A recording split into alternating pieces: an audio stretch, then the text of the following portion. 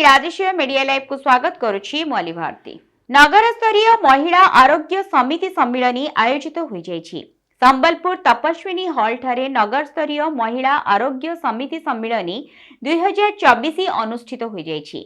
जातीय सहरांचल स्वास्थ्य मिशन और नगर स्वास्थ्य समिति पक्षरु आयोजित सभारे डीपीएचओ डॉक्टर अशोक दास मुख्य अतिथि भाव जोगदे सम्मिलनी को उद्घाटन करथिले।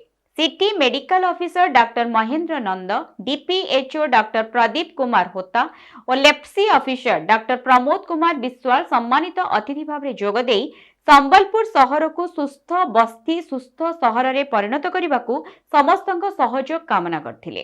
सभारे नगर स्वास्थ्य समिति सीपीएमओ को रंजन प्रतिहारी महिला आरोग्य समितिर लक्ष्य और उद्देश्य संपर्क में बुझाइबा सहित शेषे धन्यवाद देथिले। एही अवसर में विभिन्न महिला आरोग्य समिति पक्षरु विभिन्न सचेतनात्मक सांस्कृतिक कार्यक्रम अनुष्ठित होइथिला। एही कार्यक्रम को पल्लवी राय संयोजन करथिले। एहा पूर्वरु महिला आरोग्य समिति आशा डाक्टर फार्मासिस्ट प्रभृति सहयोगी कर्मचारी माननकु सम्मानित और पुरस्कृत करा जायथिला। कार्यक्रम को एनएचएसएम समस्त कर्मचारी एथे सहयोग करथिले। Sambalpur Satyapriya Mohapatra report Niladrushya media live. एभली खबर पाइबा पई आम चैनल को लाइक शेयर और सब्सक्राइब करंतु। नमस्कार।